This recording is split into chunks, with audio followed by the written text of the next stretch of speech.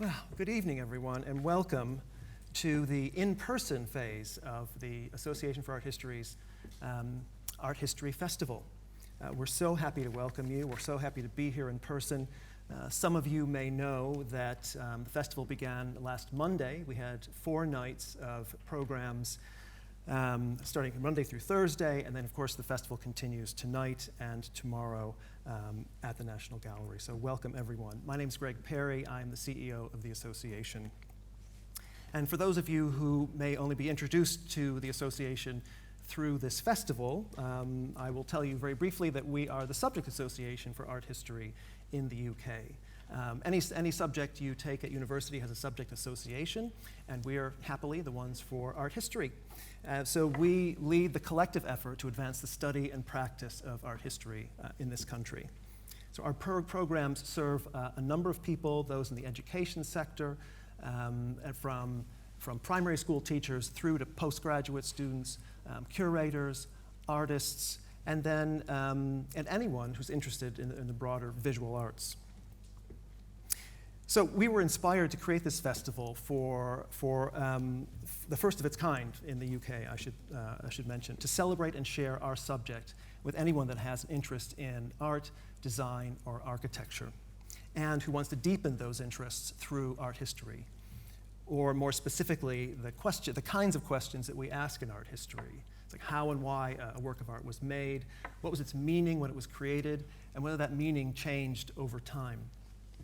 It was the answers to these questions help us to understand and interpret the visual and material worlds around us, not just works of art, but any designed object, architecture, and even public spaces.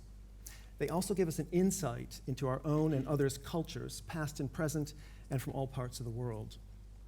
So over the course of the past 4 days, and now for the next day and a half, we're going to hear about from people who are considering those essential questions from a variety of perspectives. And I'd like to just give you an example of our program last night to just give an example of the kind of variety we had. There was a collector from Johannesburg that joined us and talked about Black modernist artists in the apartheid era. We had a Calcutta-born, New York-based art historian and filmmaker talk about the work of Louis Kahn in Pakistan and a film he made about it. We had a curator from the National Museum's Northern Ireland who talked about women activist artists in that country.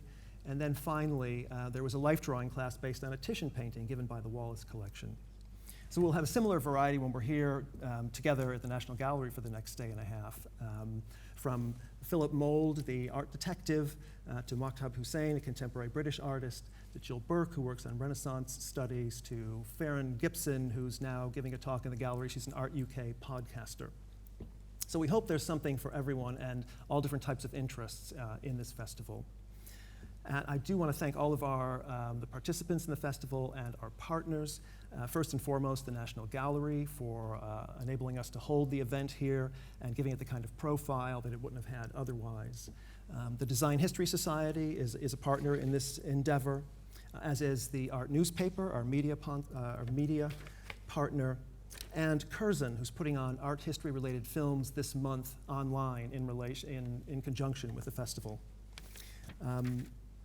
And I want to give a special thanks to the Italian Cultural Institute in London, who's sponsoring Jill Burke's talk tonight, and thank their director, Katia Pizzi, who's with us tonight. Finally, I want to thank those at the association that have helped to put on this ambitious program: Lisa Howard, the festival manager, Kara Kazanoff, Trevor Horsewood, and former employee Claire Davis. So we hope that you all enjoy the program tonight. You have already been informed that unfortunately, because of travel restrictions and associated with a commission that Matab is doing in Canada, he'll be joining us via video tonight and not in person. And before Jill Burke comes on, I want to introduce Caroline Campbell, who is the Director of Collections and Research at the National Gallery, to welcome you and introduce the talks. She's also a trustee of the Association for Art History. Welcome, Caroline.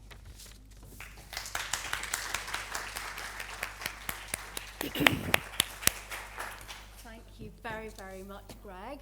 As I take off my mask, it is just wonderful to be able to host this event in person this evening, and it's lovely to see so many of you here. And tonight's events will also be made available on video sometime after the festival, so I hope that more people will be able to enjoy them too. As Greg said, I'm a trustee of the Association for Art History, as well as Director of Collections and Research here. So it's a real pleasure for us to do this festival at the National Gallery. And I'd just like to thank some of my colleagues, the great AV team up in the studio above, our learning department, including Anne Fay, Joseph Kendra, and others who've worked so hard on this, but particularly to our speakers and to you, our audience, for being with us tonight. And tonight's speakers really reveal the breadth, the depth, the challenges, I think, also of art history and visual culture, looking at subjects which are often thought to be pretty, but actually are generally very difficult, sometimes searing, and go to the heart of what we are, the good and bad, as human beings. And tonight we will be looking at identity and how it's constructed by individuals, by artists, and by societies. So our first speaker tonight is Professor Jill Burke from the University of Edinburgh, and Jill's talk will be looking at Italian Renaissance art, perhaps the absolute canon for a long time of art history. And she'll be looking at how it successfully constructed a canon of beauty in Europe and the West. Well, she takes that as a given. Beauty is associated with Italian Renaissance art, but what Jill is talking about tonight is the women who are often seen as being models and muses for male painters like Raphael and Titian. What is less well known, and will be much better known after Jill's talk, is that the women themselves often discussed beauty in this period. And Jill will be discussing self-portraits by artists like Artemisia Gentileschi and Sofonisba Anguissola, and show how they fitted into a wider discussion about female beauty, character, and social rules. I'm very, very happy to introduce Jill, who is a very illustrious scholar, professor of Renaissance visual and material culture at the University of Edinburgh. We also studied for our PhDs at the same time and with the same supervisors, so we go back a long way. Jill has published very extensively on Italian Renaissance art, including monographs on art patronage and on the Italian Renaissance nude. You will remember the fantastic exhibition at the Royal Academy and the Getty not long before the first lockdown. Her latest book, How to Be a Renaissance Woman, will be out next year, and she's currently leading a Royal Society funded project that investigates Renaissance beauty recipes. But please join me in welcoming Jill tonight to the podium.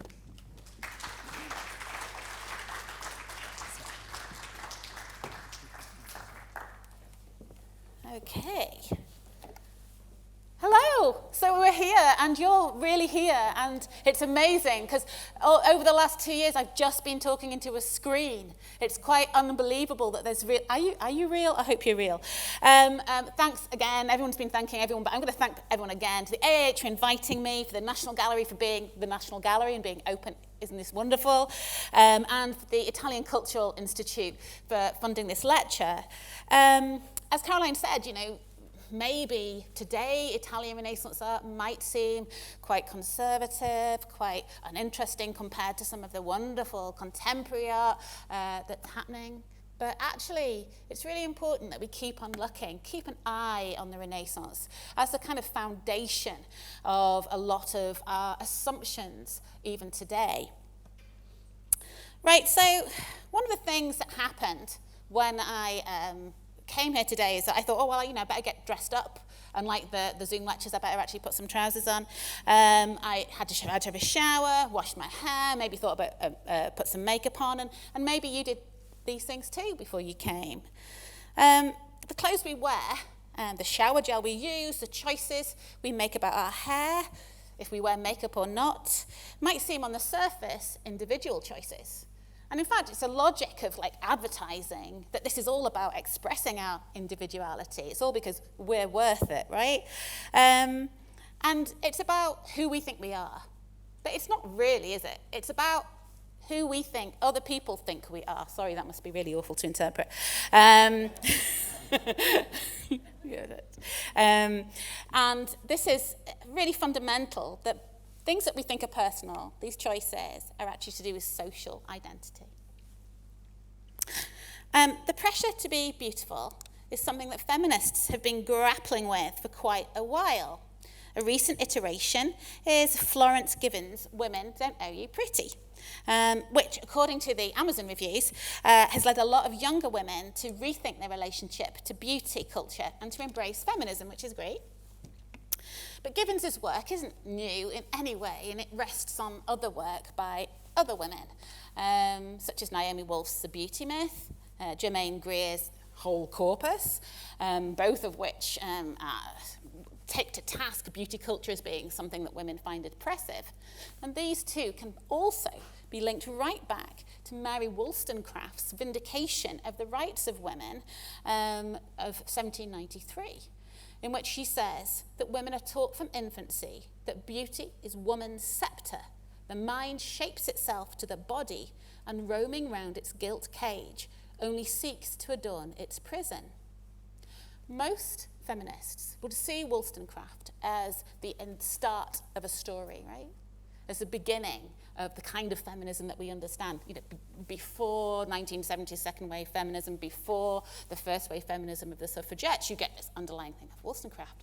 What people don't tend to know is that women in the 15th and 16th centuries were also talking about these things, were also struggling to think how they could express their identity, express their flair for beauty, their flair for ornamentation within a society where women were soundly under the thumb of men, which was soundly patriarchal. And this is something that I'm going to talk about today. I should say that the study of makeup and cosmetics is something that kind of fell between the gaps. Traditional history wasn't interested in it, and feminist history wasn't interested in it either, because it was something that was deemed to be frivolous. The people who've been really pioneering this field are female African-American scholars particularly, because women who are privileged, who are wealthy, often don't need to care about how they look. Not caring about how you look is in itself a privilege. African American women have often had to struggle to be accepted in various different ways, and have had to think about these issues. And everything that now is published on the history of cosmetics is related to this pioneering scholarship. I should point out that I'm not the first person either to talk about this in the Renaissance context, and I'm going to call out scholars like Edith Snook, Farah Kareem Cooper, and Kim Hall, all of whom really pioneered the study of Renaissance cosmetics. Okay, right, that's all the theory and stuff over with. Let's get and look at a painting. Okay. So let's have a look at Artemisia Gentileschi here. Her individual identity jostling with her guise as Saint Catherine. Holding the martyr's palm close to her chest and a fragment of wheel with the other hand, Gentileschi looks at us with side eyes. She's rounded, plump, and full of barely suppressed life. This is a portrait which flings the flexibility of identity into the viewer's awareness and seems to dare them to object.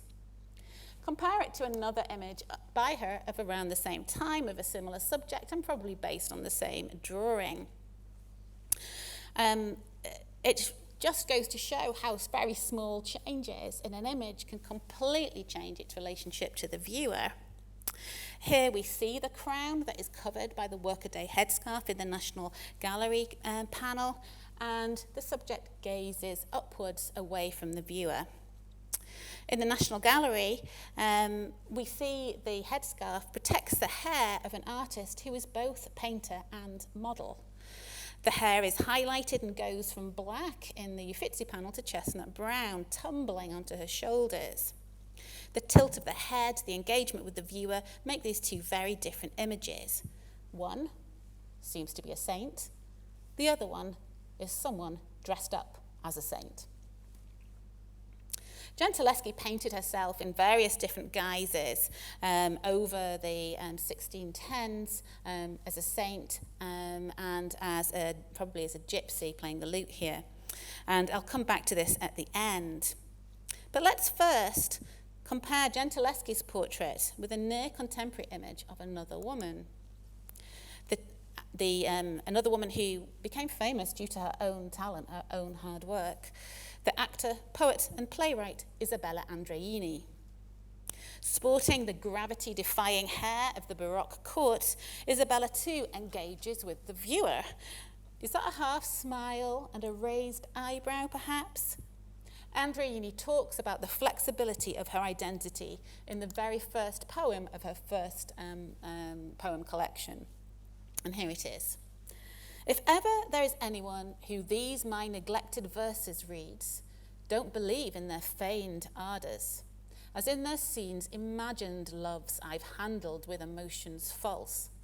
Just like in theatres, now a woman and now a man I have played in varied styles, as nature would instruct, and art. Andreini was famous for taking on other personalities. And in her collection of poems, she takes on the guise of a man, sometimes very erotically describing the body, the beauties of other women. And she takes on the character of old people, of young people. She's a very flexible actress in a day when actresses really didn't exist. She was a real pioneer. As well as Andreini and her flexibility of identity, we could also think about other Renaissance women, like Giovanna Gazzoni, Artemisia Gentileschi's friend. Here she is, at the age of 18, dressed up as the god Apollo, with her crowned with laurel and holding her viola da gamba, in a show of real bravado. Or possibly we could look at this probable self-portrait of the artist Fede Galizia as Judith, her alliance shown by the addition of her signature on the glimmering, sharp sword blade. And there, I hope you can just make out her signature here. Or we could perhaps also consider writers such as Madeleine Campilia. Born out of wedlock to a Vicentine noble couple who had both been widowed in their previous marriages, Campilia was married in 1573 but left her husband 7 years later, avowing in her will that in the sight of God he had never truly been her husband. Historians agree that she wrote herself into her most famous play, Florrie, which you can see on the slide, which includes one of the few descriptions of lesbian love to survive from the 16th century. In the opening act, the eponymous nymph poet heroine cannot get over the death of her beloved companion. Who snatched from me my darling Amaranta, she says. O death, O sweet nymph, where do you flee and abandon me? O death, return, do not leave me. At the end of the play, rather than getting married to a shepherd, which is generally what happens at the end of pastoral plays, the heroine, Florrie, avoids the yoke of marriage so she can carry on with her literary pursuits. I've leapt straight in with a consideration of real Renaissance women to give you an indication of the incredibly rich seam of source material about women and by women that exists in Italy in the Renaissance. But also to question the premise of the talk. What did Renaissance women think about beauty? Well, as we'll find out, they thought a lot of different things, and not all of them agreed. When I talk about women's attitude to beauty here, I'm meaning something that in the Renaissance is called, ornament, hang on. We'll skip that before then. One of the things that is related to Renaissance beauty is the stereotypes that you can have. And it might be, if I talk to you about Renaissance cosmetics, that you'll bring to mind poisonous substances like lead, mercury, or arsenic. You might well be thinking of this kind of thing, a white mask and pink cheeks, popularised by images of Elizabeth I on stage and screen. And here are Vanessa Redgrave, Kate Blanchett, and Margot Robbie all doing the full Elizabeth at the end of her life. But this actually isn't what most Renaissance women thought of when they were looking at makeup. And this is quite a misunderstanding due to people really not reading the texts.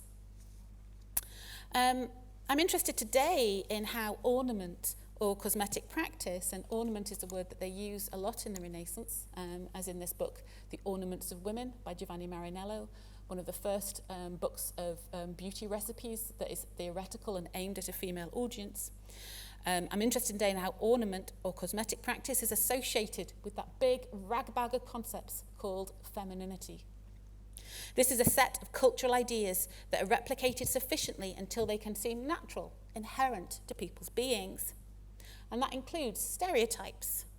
I should emphasize that there's a big difference between femininity and having a physical body that is female.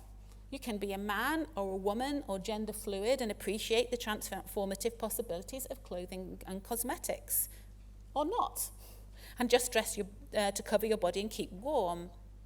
The relationship between this truth of the body and mind, the internal essence of a person, and their external appearance was obsessively revisited during the Renaissance. Okay, so that's ornament. Now we're going to get on to a seemingly simple question, but actually a difficult question. What's a woman, right? In terms of physicality, what made a woman in the Renaissance? Now, this was related to the humoral system, which I'm going to have to explain before, so otherwise you won't be able to understand the rest of the talk. So the female writer, Moderata Fonte, writing in the 1590s, explains the humoral system as part of her debate on gender in her book, The Worth of Woman. And she says, we are all made up of 4 elements, which combine to form the 4 principal substances or dispositions of the human body. That is phlegm, which is generated from air, blood from water, choler from fire, and melancholy from earth.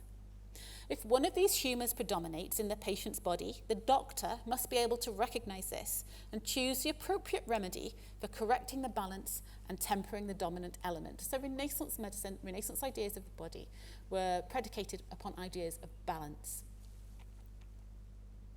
Since antiquity, these humours have been associated with the body's degree of moisture and heat. The planets were said to govern different humours. So melancholics are born under Saturn, for example, which meant that astrology also played a part in Renaissance medicine. As Fonte notes, balances of humours result in different body types, propensities to illness, and personalities. This includes your sex. Many Renaissance medics believed an idea originally proposed by Aristotle that embryos became female because they don't have sufficient heat to push out male genitalia. In other words, if an embryo is formed properly in the womb, it's formed by heat and it is male, but female embryos are kind of misshapen men. This is Aristotle's idea. And this is really prevalent in Renaissance thought. So seems funny to us, but if you're a Renaissance woman, not so much. This traditionally meant that men were superior to women. Of course. So Castiglione's character, Gaspare, in the Book of the Courtier, claims man is by his natural qualities more perfect than woman, who is frigid by temperament, and man warm. And warmth is far nobler and more perfect than cold because it is active and productive. The frigidity of women's temperament is the cause of their abasement and timidity. So there's an idea that because of biology, because of science, that they believed was completely true at the time, that women were naturally less intelligent, more timid, and generally less capable than men, and this was rooted in biology. The relationship between the balance of humours on the inside of the body affected the appearance of the exterior. This led in the 16th century to the popularity of physionomical handbooks, which promised to give their readers insight into the personal inclinations of people around them. So you might look around the lecture theatre and think, oh, I wonder what they're like, really. You know, I know what they look like on the outside, and this handbook will give you a clue. Here we go. So what we're seeing is Bartolomeo della Rocca's Handbook of Physionomy. And on this page, it shows a man and a woman who are humorally hot, whose hot tempers dominate, and that's why the woman is looking so cross. So these are people who are quick to temper because of their hot humours. People with, and here, this couple of people are humorally dry. You get drier as you get older, that's why you get wrinkles. And these people are humorally perfect. People with the ideal balance of humours are perfectly beautiful. But beautiful people are, by definition, the most healthy. This relationship between humoral balance and health became really important in the 16th century. And it's at this point that physicians get very involved in cosmetics. So here's Marinello's book again. I showed you it earlier. Marinello was a physician who comes from Modena and published this book in 1562. He'd probably attended the lectures of this guy, Gabriele Falloppio. You might have heard of Falloppio. His name was given to the fallopian tubes. He was a lecturer in the University of Padua in anatomy in the mid-16th century. Falloppio also was one of the first physicians to publish on cosmetic medicine in his lectures on decoration. And he kind of started a fashion for doctors looking at cosmetic medicine in the work of people like Girolamo Mercuriale and Gaspare Tagliacozzi and others. Falloppio is very careful to delineate what is the proper purview of the doctor. These works deal with obesity and thinness, skin issues such as rashes, scars, varicose veins, breast and testicle shape and size. I'm very interested in testicle shape. Body hair, sweating, and body odour. Falloppio declares, though, that the point here is that you're making someone beautiful by altering their humours.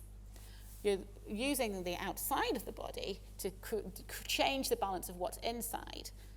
Makeup that covers up the body, something like foundation or lipstick, makeup with colour, is not acceptable for doctors to look at. Falloppio declares beauty is everything that is natural. Anything else is mud and whorish. Whereas in the 15th century, beauty tended to be considered as something possessed by men as well as women, though in different qualities and types. As the 16th century wore on, beauty became increasingly associated with femininity. This, in fact, was a key part of the woman question literature that started in the early 15th century and reaches its peak in Italy from around 1550. Much of this literature is based on this text. It's by a man called Henricus Cornelius Agrippa von Nettesheim, and it's called The Glory of Women, or a treatise declaring the excellence and preeminence of women above men. Agrippa had a female patron, Margaret of Austria, and this is why he is writing in favour of women. And he argues that one of the reasons women are better than men is due to their superior beauty. And I'll just show you here. So he says, men in the line above men is the work of nature, but women the artifice of God, right? So women is better because God spent more time making her. And then he goes and shows, and in really long and very, very boring text that I won't read to you, he delineates exactly what beautiful women look like. So the body of woman is most delicate to the eye and touch, her flesh most soft and tender, skin clear, head comely, locks fair, hair soft, shining and long, and blah-de-blah-de-blah-de-blah. And this starts endless descriptions of women that go through the literature, and they're so dull and they're all the same, and they get really difficult to read if you're doing this subject. And they're in poetry, they're in plays, and they're in medical books as well. And this is a book by Louis Guillen called The Mirror of Beauty. He's a French physician, and it's written in 1678, so this is 150 years afterwards, and he's just exactly the same thing as Agrippa before him. Heads, women's heads have to be round, hair long and blonde, eyes shining, neck long, chest broad, breasts firm and not too small or too big. Hips must be shapely, stomachs unwrinkled and a little plump. Arms up to the hand should be fleshy and fat, and so on. The thing is that in the medical literature, there's no sense that beauty is varied. You have to fit into one kind of type in the Renaissance to be beautiful. The wildly famous, and this is kind of both funny and sinister, and I'll go on and talk about why. So the wildly famous and influential Spanish physician, Juan Juarte, published his book on intelligence, first in Spanish in 1575, and it was translated into French, Italian, and English over the next 20 years. He's been called the father of differential psychology, but he's the kind of father that you wouldn't want hanging around your friends. His view on the relationship between physical appearance and intelligence are repugnant. He's firmly on the anti-woman side of the woman question debate. Women, he said, were created by God as cold and moist, which temperaments are apt for fertility and birth, but contrary to wisdom. They should therefore be silent and learn and be obedient to their husbands. His aim in this book was to give advice about how to find a wife who could be fertilized easily to produce an intelligent male child. Remember, this was a bestseller in the 16th century. He divides women into 3 grades of coldness and dampness. And so maybe you can think, if you're a woman, which grade would I be in? The best women are grade 2, so lucky ladies if you're in this grade. Grade 2 women are beautiful, soft, gentle, and laugh easily. They're naturally almost completely free of body hair, and the hair they have, both on their bodies and their heads, is golden. They are obedient by nature, a manifestation of fertility. Grade 3 women are foolish and ditzy, fat, with very white skin, hairless, and not very beautiful. They should only marry men who have hot and dry humours. A grade 1 woman, though, has the lowest levels of coldness and dampness and is to be avoided by most men, as she is most likely unfertile. She is of great intelligence and ability, has a good imagination, and never cedes an argument, no matter how small it is, and therefore becomes insupportable. Sorry, I read this to my husband earlier, and he looked at me and was like, "This is you," and I'm really sorry. Usually, he says, these types, well, this was a compliment. Usually, these types are good in conversation, he goes on, and aren't afraid to look men in the eye. They have coarse, deep voices, are thin, dark-skinned, and have a lot of body hair, even a bit of a beard. They are ugly and have lots of dark, unruly hair on their heads. So when Renaissance artists portrayed beautiful women, and here's some anonymous beautiful women, and there's lots of these, with their golden half-curled hair, their white skin tinged healthily with pink, and their just fleshy enough bodies, they're not just demonstrating their version of female beauty, but also engaging with the idea that you can diagnose temperament, character from external signs. These ideas are very tenacious, and these stereotypes still exist. The idea of a dumb blonde, for example, or a fiery redhead.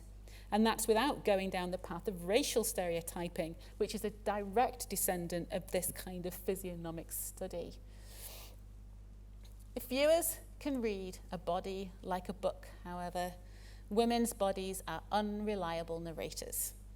One of the spanners in this work of this diagnostic approach to appearance was that women just kept altering their appearance, using external means that masked their true being. You might be familiar with this image from Cesare Vercellio's costume book of a Venetian woman with an open, large-brimmed straw hat. So this is a hat that has no crown, and the woman takes her hair out and she's putting bleach on her hair. If hair is blonde because of bleach, what does that say about a woman's humours? Is she type 1, type 2, type 3? It's impossible to tell. Anea Vico uses the same cosmetic practice to exemplify vanity in the other image on the slide. I am lighter than the breeze and more empty than a slender shadow, it says in Latin on his print of 1540s, to kind of basically berate women for being interested in their looks.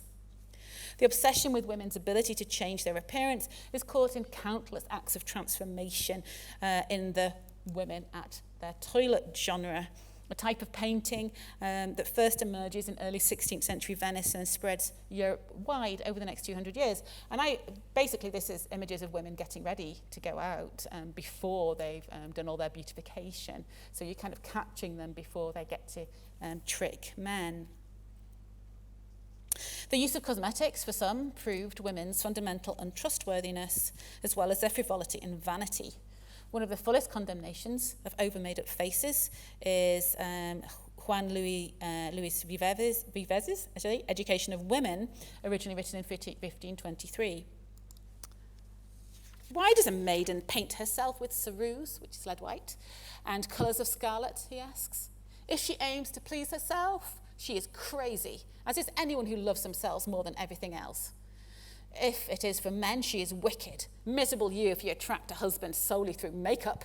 Because then, when you've washed it off, how will he feel about you? Probably much the same. It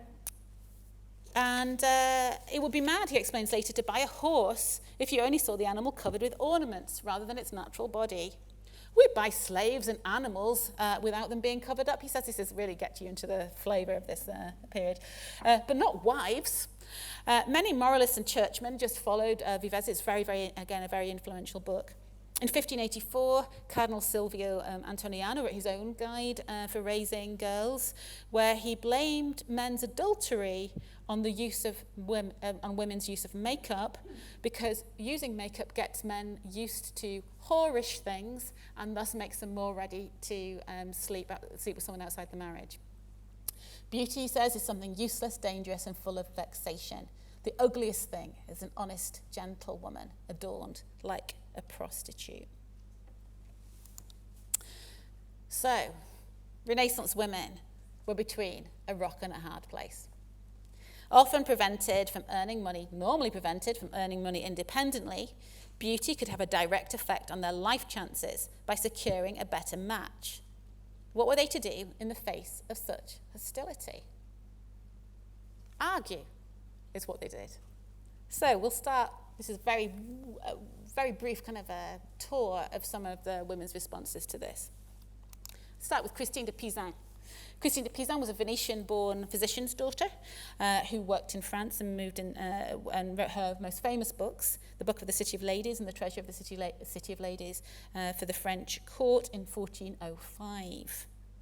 Her character, Lady Rectitude, answers a question from the author in this book about whether it's fair that women who love wearing pretty clothes and accessories receive a great deal of criticism, because people say they do this in order to seduce men. Presaging much feminist criticism ever since, Rectitude says that although being overly interested in one's look is a flaw, she also wants to make sure that women who look pretty are not excessively criticised. I assure you that not all women do this to seduce men. Some people, both men and women, are just naturally inclined to enjoy elegance and attractive rich clothing, cleanliness, and the finer things in life. Other early feminist works are less sympathetic. The Brescian humanist Laura Cereta built on the foundations laid down by Christine de Pizan in her consideration of women's issues and for her advocacy for female education. All women have the opportunity to become educated if, like her, they choose the path of learning. Why don't they do so? Because they're too concerned about trivialities, including appearing attractive to other people. For some women, she says, worry about the styling of their hair, the elegance of their clothes, and the pearls and other jewellery they wear on their fingers. Others love to say cute little things, to hide their feelings behind a mask of tranquility, to indulge in dancing and lead pet dogs around on a leash. For all I care, other women can long for parties with carefully appointed tables, for the peace of mind of sleep, or they can yearn to deface with paint the pretty face they see reflected in their mirrors. But those women for whom the quest for good represents a higher value restrain their young spirits and ponder better plans. And there's another letter, which I won't go over now, where Cereta says more or less the same thing. Women use their furtive little eyes and laughing mouths rather than staying up and reading the classics. Cereta here is not a million miles away from later feminists who see an interest in clothes and makeup as fundamentally harmful to women. However, she was only one female voice among many. And not everyone agreed that beauty was bad for women. In fact, most Renaissance female commentators fought for their right to self-beautification. So-called lipstick feminism was invented several centuries before the invention of lipstick. So we have Christina Corner, 1437, wrote a letter complaining about a law that's tried to stop her wearing fine clothes and jewellery, saying that she should be permitted to wear it because she was aristocratic, and so she should wear it in honour of her parents, and also because she was really good looking and she should wear it to honour her own beauty. Rather more cogent was Nicolosa Sanuti, who wrote a treatise in 1453 called A Narration for the Restitution of Vain Ornamentation in the face of sumptuary laws in her home city of Bologna. This is actually a treatise that goes through the history of famous women and considers also famous women of her own time. Her argument, though, is telling. that as women were denied an active role in political life, the only way they can achieve public virtue is through wearing finery. State offices are not allowed to women, nor do they strive for priesthoods, triumphs, and the spoils of war, for these are the customary prizes of men. But ornaments and decoration, the tokens of our virtues, these, while the power is left us, we shall not allow to be stolen from us. We see this idea raised again more than a century later, but this time in the form of extraordinary collective action. In 1575, the Gentlewomen of Cesena published a 6-page pamphlet titled A Declamation about Ostentation. Dismissing the idea that women should keep quiet, they explained they wanted the whole world to know the uneasiness they felt on learning of a new sumptuary law. In a carefully argued text, they draw on a wide range of classical and contemporary sources, both in their words, playing under the shield of authority and fighting with the sharp sword of reason. We cannot legitimately, they say, be forbidden from wearing clothes, drapes, furs, and other ornaments because, Most Reverend Monsignore, this is a letter to the person who brought in the law, we are banned from all public office, stripped of all magistracies. We are deprived of all large or small dignities, but we are relieved of such misery only by our religion and our adornment. There are, O men, these are, O men, instead of your dignity, of your magistracies, of your offices. Perhaps if ornament is forbidden us, we wives, daughters, and sisters will be less willing to be subject to you, to the extent that we cannot know that we will never wave goodbye to our family and break the chains of female servitude. The women of Cesena are great, but not quite as great as the next person I'm going to talk to you about, Moderata Fonte. She talked about the humours earlier. The most brilliant, lively, and funny defence of women in general and women's desire for beautification in particular was written by Modesta Pozzo, whose pen name is Moderata Fonte, who wrote The Merits of Women, in which you clearly discover how they are worthy and superior to men, just before she tragically died in childbirth in 1592 at the age of 37. She was already a successful writer by this date, having published 2 long religious poems that focus on the emotions of the women who witnessed Christ's Passion, and an epic poem of knightly daring-do called the Floridoro. Merits of Women is a dialogue with 7 characters, all women of different ages and marital states, that allow Fonte to represent different points of view. They consider the nature of men and women, but also many topics that are only tangentially related. Ideas about the natural world and the importance of female friendship, for example. Women's interests in clothes, beauty, and cosmetics are discussed extensively in this treatise, presenting complex and varied arguments about the worth of beauty and the ethics of enhancing or preserving it cosmetically. So this quote is from one of her characters, Corinna, who's a youthful woman who some commentators believe most closely reflect Fonte's opinions. Rather than trying to persuade men like the women of Cesena, she just questions the whole premise of whether men have got anything to do with women anyway. What on earth has it got to do with men, whether we dress our hair on one side rather than another? And what has it got to do with them if we do what we can to look beautiful and do what we like with our hair? After all, women were created to adorn and bring gaiety to the world. Like Christine de Pizan did actually before her, she squarely puts the blame for women attracting unwanted attention from men on the male culprits, right? And this is quite exceptional for the time because women were blamed for almost everything. It's not unfitting, she says, for us women to express our natural inner refinement outwardly in feminine dress and adornment. Of course, men say that all this finery we wear betrays a corrupt heart underneath and often endangers our virtue. But they're quite wrong. Women's dress could hardly endanger their virtue if men would only stop pestering them. One character, the young married woman Cornelia, yearns just to be free of men entirely.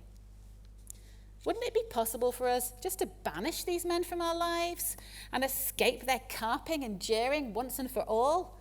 Come on, let's wake up and claim back our freedom and the honor and dignity they've usurped from us for so long. And then, having achieved equality, we'll be in a sufficiently strong position to mock them as they now mock us. And we'll have a thing or two to say about how they spend 1,000 years combing and setting the few paltry hairs they have on their heads and their chins. You've got to read Moderata Fonte, she's absolutely great. Earlier in the book, another character suggested a good replacement for a husband. It would be much better for most women, said Leonora, if instead of taking a husband, they just bought themselves a nice pig. The other key feminist text of this period was written by no other than the daughter of Giovanni Marinello, the guy who wrote the first book of cosmetic tips I talked to you earlier. Lucrezia Marinella was described in her lifetime as a woman of wondrous eloquence and learning, a testament to the power of women's education. She made a living as a professional writer and published many texts, but her most famous work is The Nobility and Excellence of Women and The Defects and Vices of Men, published in 1600. Her treatise on the superiority of the female sex is deeply erudite, witty, and thoughtful. Unlike the back-and-forth dialogue of Fonte's Merits of Women, Marinella's book is a polemical treatise that not only argues for the superiority of women's intellects, but self-consciously goes on to prove it in a dazzling display of knowledge, a massive range of references, and fluently confident and lucid writing that repeatedly bashes misogynists on the head with erudition. It's divided into two parts. The first, which takes up most of the treatise, makes the arguments for the excellence of women, whereas the second discusses the defects of men. Marinella uses a range of sources, from Plato to Petrarch to Giovanni Ebreo, to discuss women's beauty and to argue that it's ultimately derived from God. She summarizes, so if women are more beautiful than men, who, as can be seen, are generally coarse and ill-formed, who can deny that they are more remarkable? Nobody, in my opinion. Thus it can be said that beauty in a woman is a marvellous spectacle and a miracle worthy of respect, though it is never fully honoured and respected by men.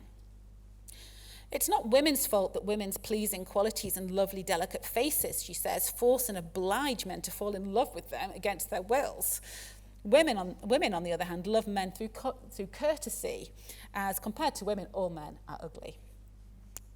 As if responding to Moderata Fonte's observation that women will one day be in a sufficiently strong position to mock men, Marinella has an entire chapter mocking men who are ornate, polished, painted, and bleached. Her comment on women's cosmetics and skincare, however, which she supports, could be taken straight from her father's letter of dedication to his beauty book.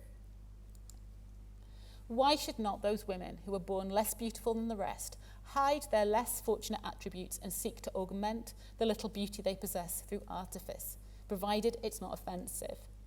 Why should it be a sin if a woman born with considerable beauty washes her delicate face with lemon juice and the water of bean flowers and privets in order to remove her freckles and keep her skin soft and clean? If roses do not flame within the lily pallor of her face, could she not, with some art, create a similar effect? Certainly she could, without fear of being reproved, because those who possess beauty must conserve it, and those who lack it must make themselves as perfect as possible. So the battle lines here are drawn up. Within the context of misogynistic slurs that prevented vanity and deception as a central feminine flaw, fighting for the right of women to adorn and beautify themselves was a central plank of Renaissance feminism. There are detractors, there are women who disagree, but certainly by the time Moderata Fonte and Lucrezia Marinella was writing, this idea that beauty was something that was special for women, that made them superior to men, was something that was repeated often. And the idea that they should be able to use cosmetics to augment it was also something that was often repeated. And this constant fighting around women's beautification.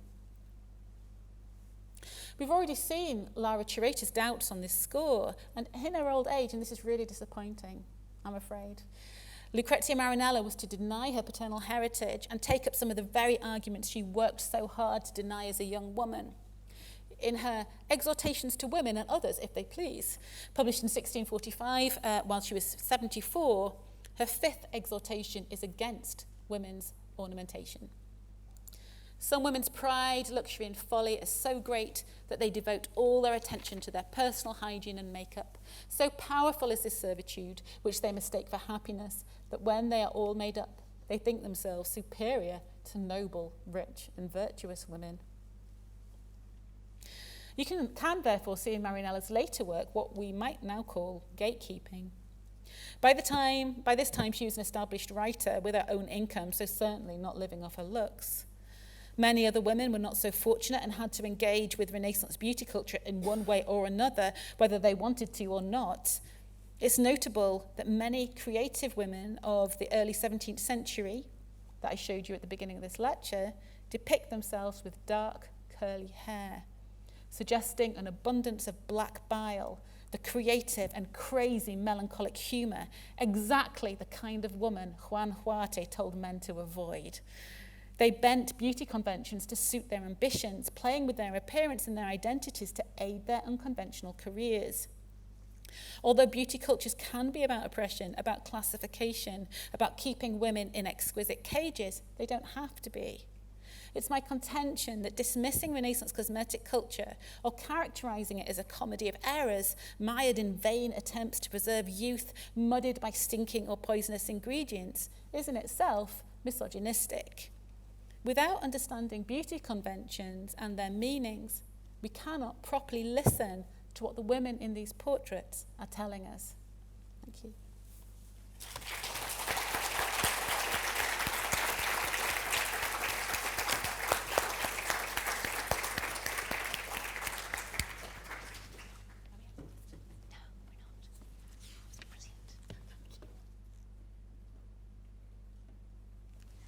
Thank you very much, Jill, for such a fantastic lecture. And my goodness, I will never look at those pictures in the same way again. Our second speaker tonight is the artist Matab Hussein. Matab's work explores very important questions. Essentially, as he describes it, it's about the important relationship between identity, between heritage and displacement. And the themes that he develops in his art come through long-term, very intense research projects which articulate a visual language that challenges our prevailing concepts today of multiculturalism. Matab trained as an art historian, so he's a very interesting person to be talking in the Festival of Art History. He trained at Goldsmiths and at City University in London before completing an MA in photography at Nottingham Trent University. He's published 4 artist books: You Get Me, Going Back to Where I Come From, The Quiet Town of Tipton, and The Commonality of Strangers, and he's exhibited very widely in the UK. A couple of shows I particularly wanted to mention have been at the Icon in Birmingham, the New Art Gallery Walsall, and the New Art Exchange Nottingham. And many of us in London will well remember his portraits of everyday heroes, part of the Everyday Heroes exhibition on the sides of the Royal Festival Hall at the South Bank Centre during the autumn of 2020. Now, our conversation tonight is going to be led by a discussion of Matab's work. And I wanted to point out, as Greg mentioned at the beginning, that this is really our truly hybrid event at the National Gallery. I'm delighted that Matab is joining us from Canada, where he's currently developing several very exciting new research projects. And if you wonder why I'm looking strangely to the side as I talk, it's because the camera is over there. And Matab, who you can see on the screen, can see me through that. So Matab, welcome. Thank you very much for being with us this evening. And I'm really looking forward to exploring the questions of identity. You might have heard the end of Jill Burke's talk, which was looking at female identity and concept of beauty. And here we're also talking about changing identity, but in a very different time and in a different place. And I wondered what you would really like to think in relation to this question of identity, which is absolutely key to your work and your practice, and maybe by starting and looking at You Get Me, but you might want to choose something else. Yeah, sure. Thank you for having me, Caroline. And yeah, I'm very sorry I'm not there today. You know, happened to be in Canada for the next kind of 6 weeks, and New York City. But yeah, I can talk about my You Get Me series. Shall I put the presentation on? That would be fantastic. Thank you. Okay, great. So Okay, I'll just put it into full screen mode so you guys can see. Can you see this? Yes, we can. Okay, brilliant. Okay, so You Get Me is a series that actually took 9 years to make. And I essentially walked and cycled the streets of Birmingham, London, Nottingham, and a little bit of Bradford. And I wanted to kind of make this work because I felt very invisible in museum and gallery spaces. As you said, I'm an art historian. I ended up working in museum and galleries for about 8 years, and my last position was at the National Portrait Gallery. And over those 3 years when I was there, I really fell in love with 16th century court paintings, and essentially really started to question where I was positioned in art history, and felt very invisible. So I ended up actually making a big decision to kind of step outside of the museum and gallery world and start to kind of make my own portraiture. And this is an example of the series. And the work is essentially looking at masculinity, hybridity within the British and Muslim framework. It's talking about what is considered beauty within the construct of masculinity, but within also Western culture. So it's this really beautiful exploration of very kind of beautiful young men and portraits essentially. And they're 3/4 length, which is kind of paying homage to 16th century court paintings.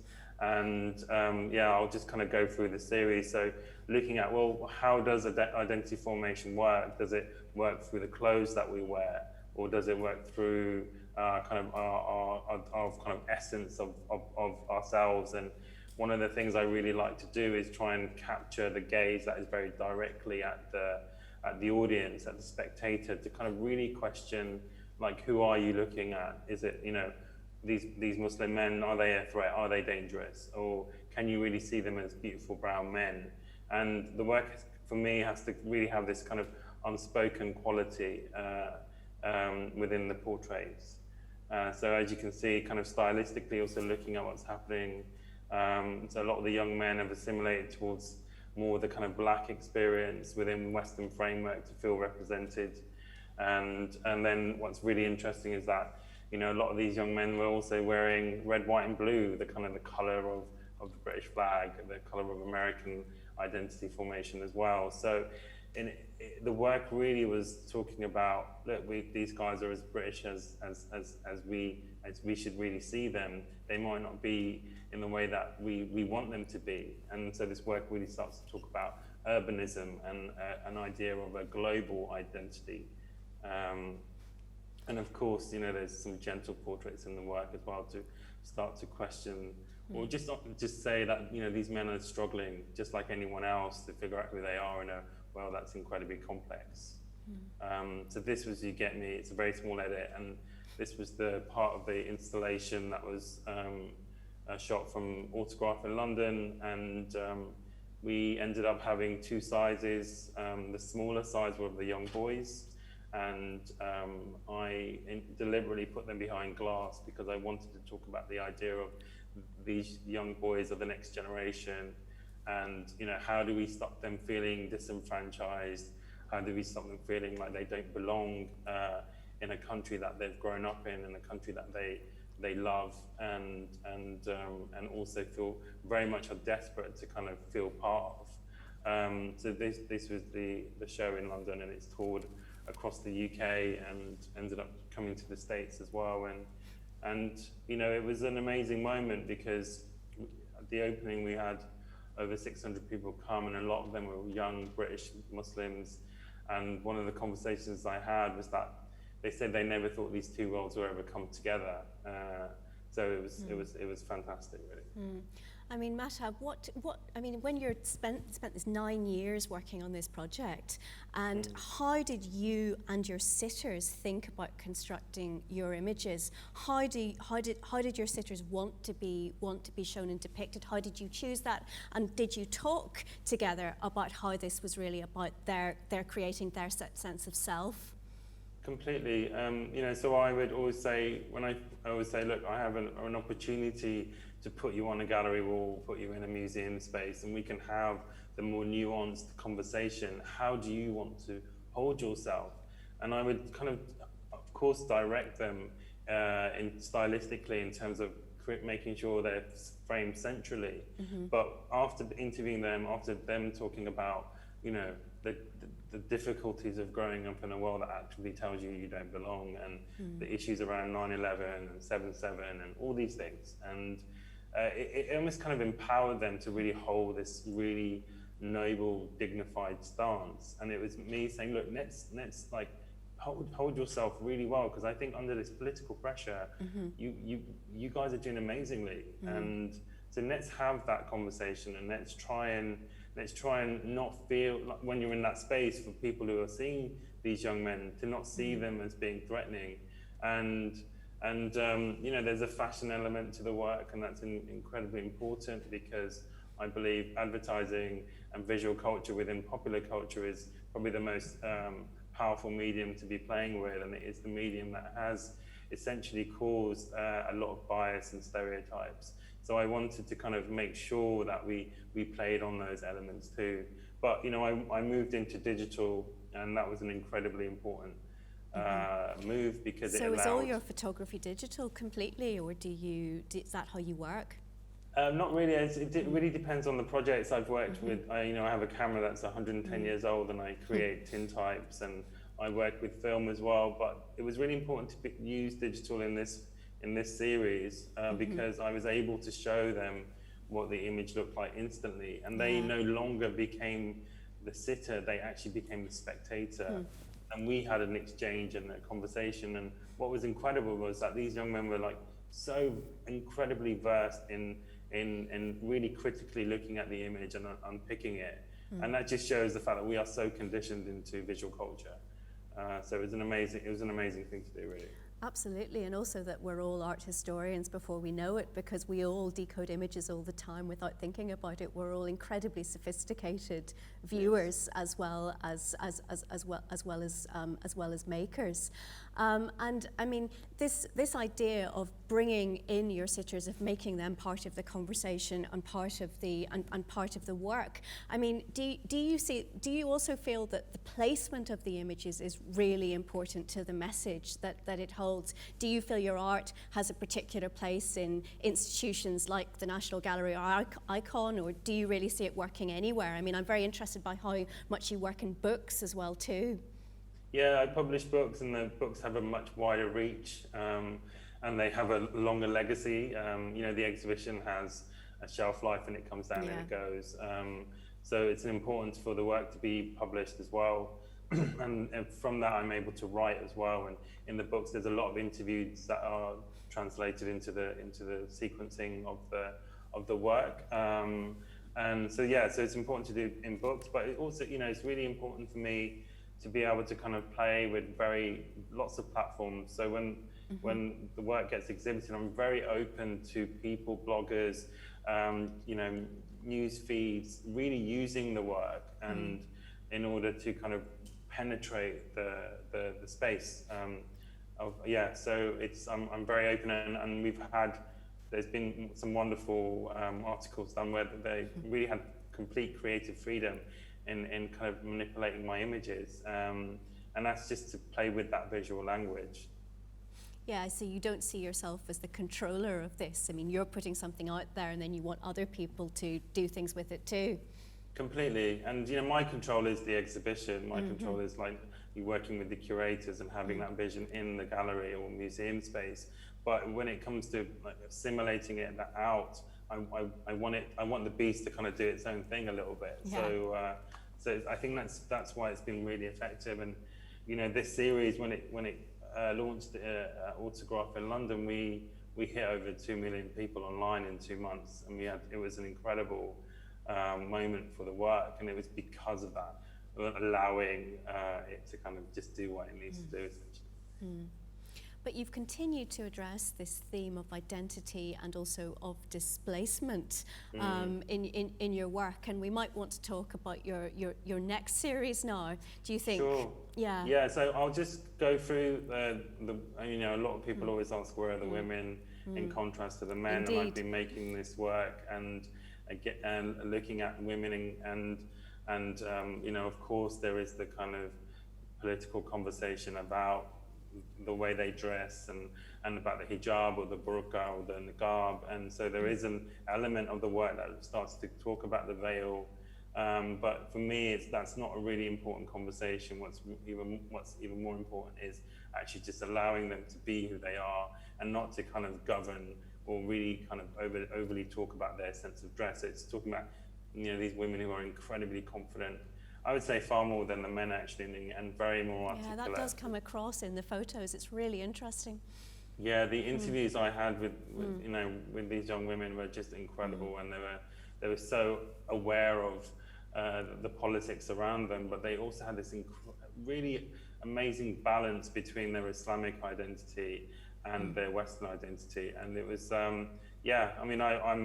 I've got two sisters. I'm a twin. I've got a twin sister, and they're both incredibly fierce women. And it's exactly what I ended up experiencing when I met a lot of the women in various shisha lounges or colleges or universities. But what's great is that there's a great sense of sisterhood as well. And a lot of women aren't getting married, and they want to get educated and want to stand on their own 2 feet as such. So for me, the series is also trying to kind of, as I talk about the men, beautiful brown men, I want to also talk about the women in a very similar way, and allow myself to be able to say these beautiful brown women who are incredibly powerful. So this is the series that I'm currently working on, and we're almost finished. I've got a list of what I need to do, but I think 8 more portraits in the series is great and ready to kind of be published. I think this image is incredibly powerful that we're showing at the moment, of this woman holding the cricket bat behind her head, beautifully dressed, beautifully made up. Also the cricket bat seems interesting to me. I may be wrong, because of course that's been, that's an English game which is so much played in the Indian subcontinent and is so much part of identity there as well as identity in Britain. And the choice of the bat here, is this woman a cricketer, or is she just proud of the sport? Why did she choose to be with it? Well, it was so as I get to the end of a series, I start to look at. So the way I work is I go out and I make a lot of portraits, and for me it's about building a color palette. And when I come back to my studio, that's when I edit and essentially kind of paint with the work that I do. And so when I get close to the end, I realize what's missing. So then I start to kind of overly direct some of the portraits, and this is one of Farah that I've kind of directed essentially. Yeah. And I wanted her to hold the cricket bat because ultimately every country that plays cricket was once colonized, so there is the legacy of colonialism there. And I wanted kind of Farah to hold this cricket bat to kind of almost say, I don't fit the stereotype of a British Muslim woman, and I'm here to kind of knock it out of the park essentially. So it's playing on this, on this idea of power and fun and stereotypes. So yeah, that's the reason why I've got Farah holding a cricket bat. It's a bit of fun, but it's also there's a political edge to it. No, it's a very, very, very strong and I think really pretty unforgettable image. And it reminds me also of, the project that you did called Going Back Home to Where I Came From. And when we were talking earlier, I was saying that, although I come from a very white background, I'm Irish. And when I came to England, people kept on saying, why don't you go back to where you came from? And so it really, really resonated with me. And how did you feel as your practice changed when you went to where your family's origins were, but where, of course, you'd not been born and you'd not spent any time? How did that make you think about your identity? Yeah, sure. I'll just move on to the next project quickly. This is an area in Tipton which was looking at the elders and the first generation of people that came over, and it was a really wonderful moment to be able to make this work. Powerful. Because this community, these young men who were once young, they came when they were in their 20s and now they're in their 70s, and they've worked all their lives in Britain, and they've helped essentially build Britain. A lot of the community worked in the foundries around the West Midlands. So it was important for me to kind of pay homage to their legacy as well. And really, I asked them the question, do you feel British? And every single one would say yes, completely. This country's given me a home. It's given me a life. I've been able to, you know, bring my wife over and have a family, and it was just really like beautiful. But of course, you know, I was always kind of longing for the idea of wanting to know what would it be like if I ever returned home. And the reason why I called this series Going Back Home to Where I Came From was because as I was growing up, a lot of the young white boys would basically say, you don't belong here, go back home to where you come from. So as a very young age, I always questioned, like, what does that mean? And was really aware that there was this sense of me not belonging, and there was this indifference around me just because of the way I looked. So I was really fortunate in 2013 to go out with the British Council and Icon Gallery, and also in 2016 with the Arts Council, and I ended up making this work. And essentially this work is talking about my mother's memories. So as a young boy, my mum would always talk about Kashmir and how beautiful it is and how rich the landscape is. And I was, you know, as there was 4 of us, and we'd always kind of think, well, Mum, if it's so amazing, why are we here? Why are we in, you know, why are we in Glasgow? Yeah, why are we in Birmingham, in the inner city Birmingham, where it's like, you know, it's a tough environment. So when I went out, so I was always desperate to kind of experience this idea of going back home.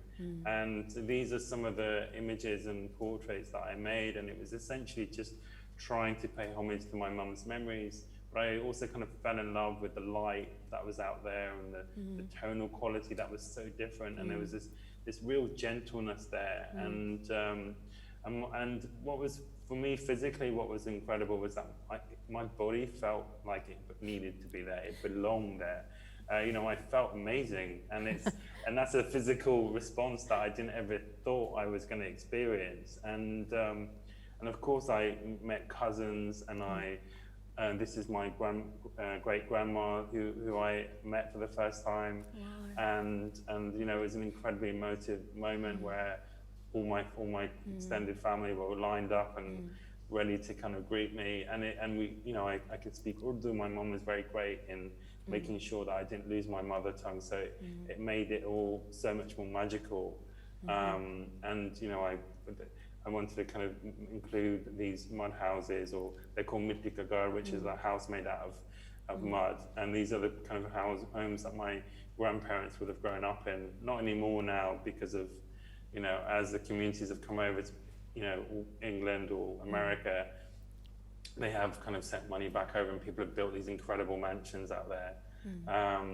But yeah, this was the work, and you know, it's really hard to describe how it really affected me, but it was incredibly profound, and I ended up, you know, opening a door that will never close. And it also made me realize not just what my mother sacrificed, or the community, but also kind of what we ended up losing as well. Yeah, you know, I'm incredibly proud and to be born in England and you know, be educated, and I have this incredible privileged life of being an artist and being able to kind of make work about my experience that resonates not only just within the community, but of course yourself, and you've spoken about you know, your kind of nuanced kind of complexities with being Irish, and but yeah, this is the work. And does it make you feel, I mean, did it make you feel coming back to Britain and exhibiting this in Britain,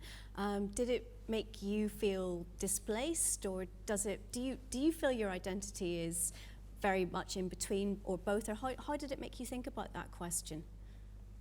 It really, if I'm really honest, it really hit me when I came back to the UK. I really struggled emotionally with coming back because of this romantic but also really deep connection that I felt. You know, I walked the cornfields that my mum would have run around as a little girl, and you know, played in the same river or walked in the same river, and I watched this young boy jumping in the river near my mother's farm, and you know, and I was thinking, oh, I could have been that kid, you know, I could have been that boy like running and jumping in the river instead of running away from the racists, you know, and that was my experience in the UK. And it was a really tough environment for me for about 10 years. So it was a hard thing to kind of come back to, but and I really fell in love with Kashmir, and my cousin, one of my cousins, was wonderfully romanticizing how amazing Kashmir is. You know, Kashmir is the land of the free, he would say. And I said to him, "Oh, this sounds amazing. I really hope I can have some of this for me." And he interrupted me and just said, "No, this isn't for you. This is mine. Your home is England." And how did you feel about that? That seems terrible to have it offered and then taken away. Totally, but then that's the whole. That is the whole the complexity of being, you know, a Brit, you know, someone who's not, their family home isn't, ancestral home isn't in the UK. You are that lost generation, and growing up, a lot of the young men and women would say that to me, like, we feel like we're the lost generation. We don't belong here or there. So I experienced that kind of trauma at that moment. But and in a way I smiled, because I was like, yeah, this is exactly why I make the work that I do, because I'm trying to bridge these two worlds. I'm trying to talk about hybridity. I'm trying to stop having the conversation that you have to choose one or the other. And in a way, you know, we have a superpower. We've got both, and we should really use them both to, you know, to full advantage, really. That's a very nice way of putting it, a superpower. So what for you does hybridity mean, and how do you see it coming across in the work that you make as an artist?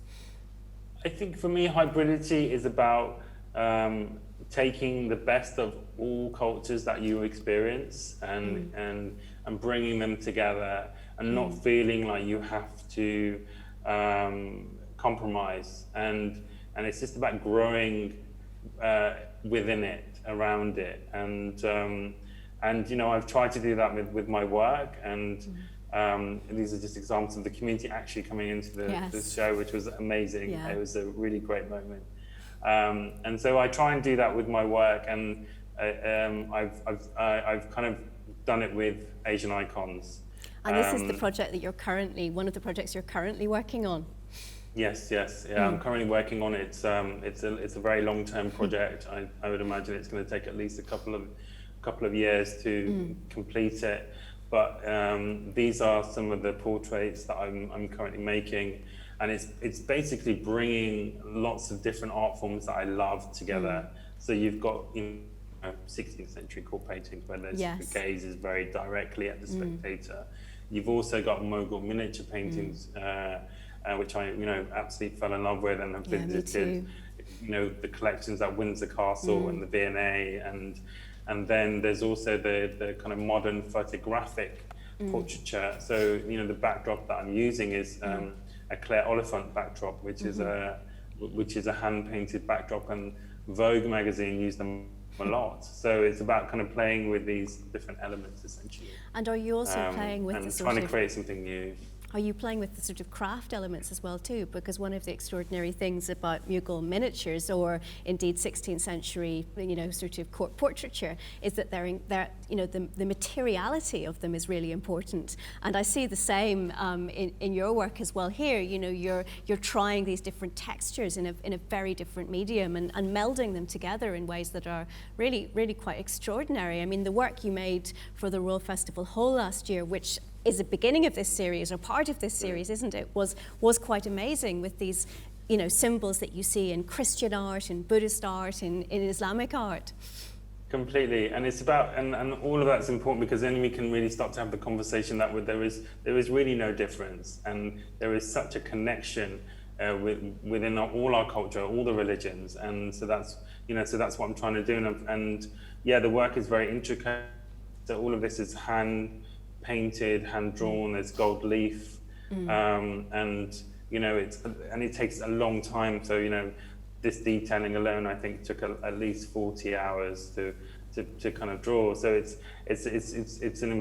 I'm excited about this series, and this was the one of the portraits that was at the Royal Festival Hall and it also has Latin and on Didn't the you ask on portrait as Twitter such. for, am I right, for Stephen Fry to help you with the Latin? Did he come up trumps there?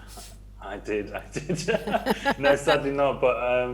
But I ended up meeting someone amazing, Eddie, who's I met up in Nottingham when I was doing a commission, and he loves languages and he loves playing with words, and we worked tirelessly to make sure the Latin was perfect. And so yeah, that was it was a shame Stephen Fry didn't respond, but it would have been fun. It would have been fun. So. But I think what's so powerful about this image, I mean, this is the doctor who wants to be anonymous, isn't it? And her baby was born during the pandemic, isn't that right? That's absolutely right. Her name's Aisha. She doesn't want to remain anonymous. It was the surgeon that wanted to remain anonymous. So I know Aisha really well. We were actually boyfriend and girlfriend back at college in Birmingham, and that's when I wanted to be a student, photographer and an artist. Yeah. I was training, doing an A-level, and Aisha was learning all the sciences to be able to go to medical school. And I ended up reaching out, and she's like, oh, I'd love to get involved, and by the way, I'm also pregnant. And so we had this really beautiful moment where we both celebrated our kind of career successes together. So it was pretty. Yeah, it's a beautiful moment. That's incredibly powerful, that melding of the professional and the personal in that way, both doing what you do best in these images too. Tell us about what the project is you're working on at the moment that you're in Canada. Is this to continue this icon series, or what are you hoping to do in your time there? Yeah, so I'm here for 6 weeks. It's part one of a much larger project. I'm essentially looking at the American Muslim experience and working in a very similar way to how I made You Get Me and Honest With You. And so right now I'm in Toronto. Toronto has an incredibly diverse community. 8% of the population here are Muslim, and it is quite an amazing space. So I've been networking with the universities and also the students around there, and just building a new series. And then I'll be in New York City, where I'm working with someone who's helping me really connect with the community out there, and trying to find really cool, they call them cool cats, right? Really cool young American Muslims who are challenging the stereotype. And it's interesting, the conversations that I'm already having are very similar. And I think that again really talks about it's more of a global experience than it is in the UK, or it's exciting. So I'm away for 6 weeks and then come back, and got some incredible conversations with quite a few museums in the city of New York as well. So we'll see what happens, really. That's really exciting. I mean, what do you think, if you're thinking about this, where you are at the moment with these projects across 2 continents, what do you think this makes you think about your hopes, I guess, for art history, the discipline that shaped you, but you've now moved on from, and as an artist, how do you think the 2 disciplines can really intersect in your developing practice? I think for me, the most important vision that I have is to really feel part of culture.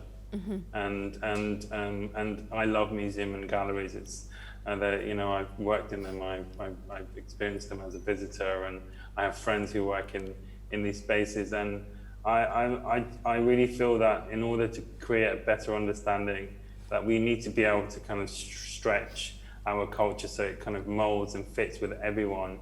So that's kind of my ambition as an artist, is to have exhibitions and represent, the word represent, beautiful brown people in museum and gallery spaces, so we can see ourselves reflected in these very elite spaces. And, there are times when I walk into some of these museums and feel incredibly dwarfed by its power. But I want to be able to play in those spaces, and I want people to feel like they can own those spaces. You know, communities that we are always told that aren't interested in arts. But you know, my work has shown and that if you engage correctly, or you engage with the work that connects with them, then you can then move on and you know, start to talk about other elements of art history. So that's kind of what I'm trying to do, and it's been an amazing journey. My work has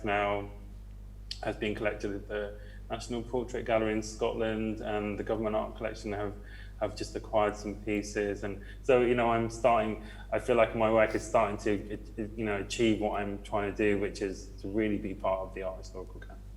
Well, thank you. I think that's a really appropriate note to begin to end. I mean, I know we could talk for a long time about this, but I think this point that you make about these institutions, these organizations, which are meant to be for everyone and are for everybody, but sometimes I think there is still this perception, not perception, there's this feeling that they really aren't. I think, you know, your project and those of others are really important in bringing them together, valuing the past, but also valuing the future and thinking about how we really work together.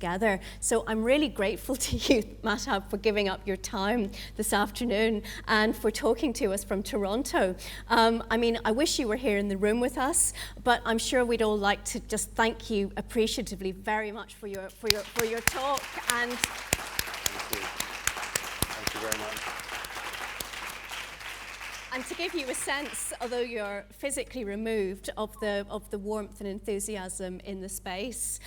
So thank you so much, Matab. Thank you also, Jill Burke. Thank you to our audience for having explored these questions of identities with us this evening. I really hope that you've enjoyed the evening. I very much hope that you'll come back to more of the Art History Festival that is happening here tomorrow. And thank you for your commitment in being with us for this very special in-person and hybrid event. Good night. Also, thank you to our amazing interpreters. Thank you so much. Thank you very much.